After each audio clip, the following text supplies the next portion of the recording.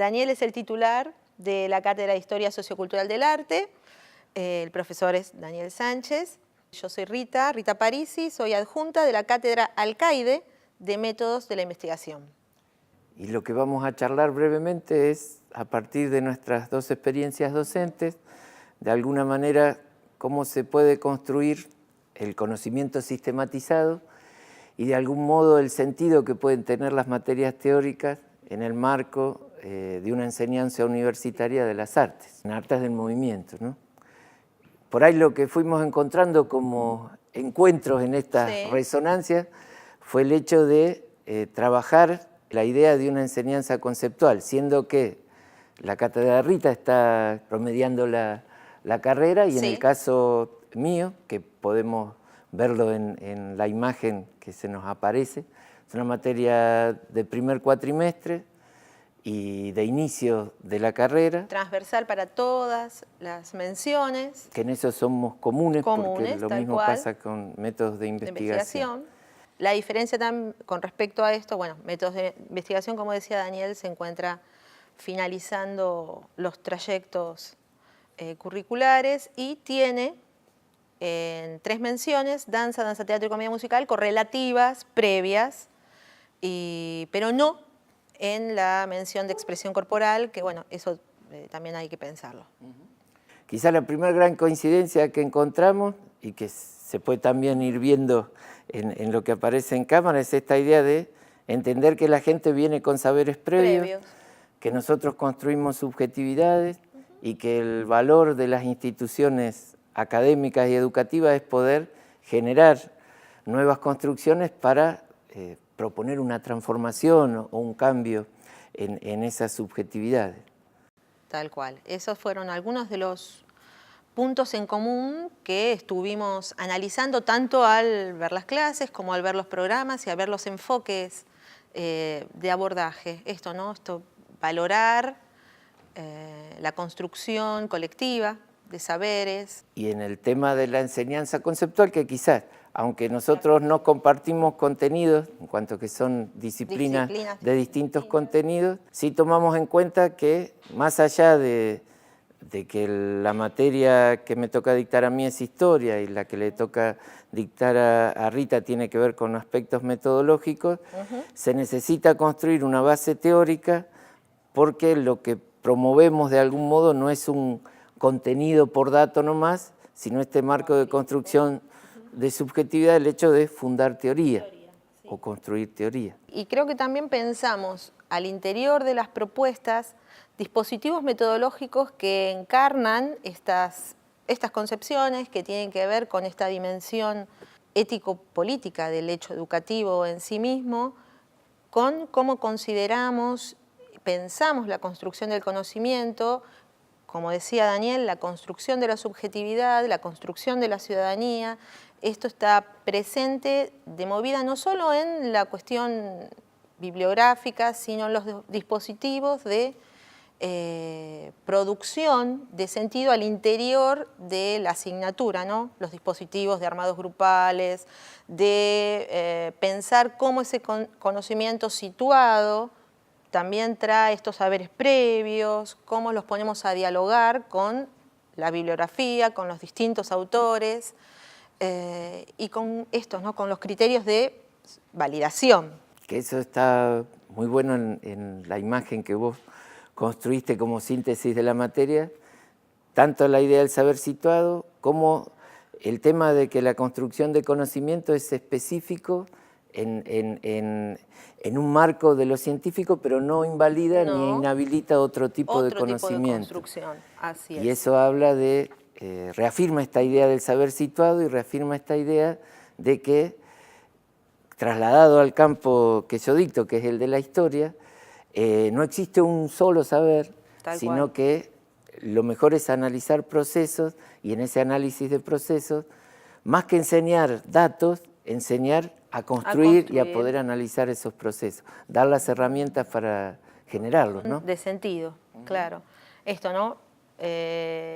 Consideramos que el discurso de la ciencia es un discurso posible dentro de todos los otros discursos que nos constituyen como humanos y que damos sentido a nuestra realidad, como ser el discurso artístico, ¿no? Y que cada modo de conocer, que esto siguiendo a Peirce, siguiendo a Samaja, que tienen que ver con diferentes estratos y saltos epigenéticos en la propia historia de la humanidad, suprimen, conservan y superan otros modos de aproximación, de fijar creencias, de construir conocimiento, de entender y situarnos en el mundo. El conocimiento tiene para nosotros un valor vital, un valor que es puesto en acción, que nos constituye, que nos hace entendernos, y desde la cátedra, con Norma, siempre pensamos que esta cuestión metodológica o esta definición de método tiene que ver con esto, con poder dar un argumento fundado acerca de una manera de llegar a un objetivo posible. O sea, un criterio amplio con respecto a la definición, con respecto a la idea de ciencia, una ciencia y una epistemología ampliada a lo histórico-social, que no coarte, sino que al contrario, se nutra de otros aportes, de otras maneras de entender, de otra construcción de conocimiento. Y creo que en esto también es un Coincidimos, punto... y la idea de que estos marcos de construcción de conocimiento apuntan en el diseño curricular a formar profesionales que no sean instrumentales. Claro. O sea, esta idea de que no es un anexo de datos o teorías a alguien que se mueve en un escenario, planifica el movimiento en un escenario, sino una formación integral. Así y es. Que creo que ese es el fundamento por el cual se le puede dar entidad universitaria a cualquier disciplina vinculada a las artes, porque si no es simplemente aprender un instrumento, aprender claro, una técnica y quedarnos en ese paso, o la vieja mirada positivista de incorporar un saber simplemente como para darle lustre a una actividad y no para un proceso integral de construir un conocimiento estratégico, algo productivo y la necesidad de poder planificar y generar producción. Tal cual. Este sentido instrumental es puesto en cuestión. Por eso, sobre todo, cuando muchas veces lo metodológico se entiende desde ese lugar, ¿no?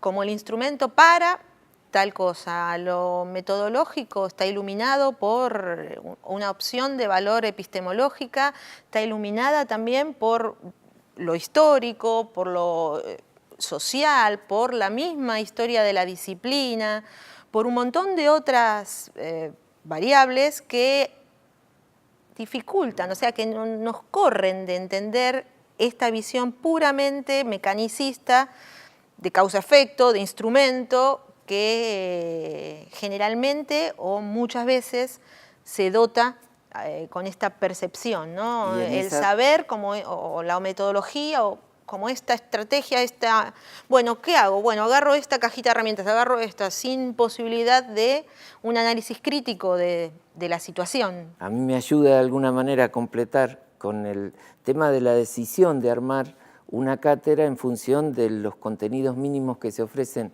en los diseños curriculares, y que en el caso concreto de la Cátedra de Historia Sociocultural del Arte, ante la necesidad de tener que dar en un cuatrimestre una suma de contenidos que si uno lo ve desde un solo lado dice, eso es imposible, solo puede hacer un picoteo por distintos pasos de la historia, en la decisión de una enseñanza conceptual decir, bueno, podés construir una articulación de ejes, que en eso también compartimos, y poder diseñar una sistematización de un proceso al cual vos lo vas viendo en distintos casos y das la posibilidad de análisis. Que en eso creo que también coincidimos. En coincidencia de trabajar con ejes articuladores. Así es, así es.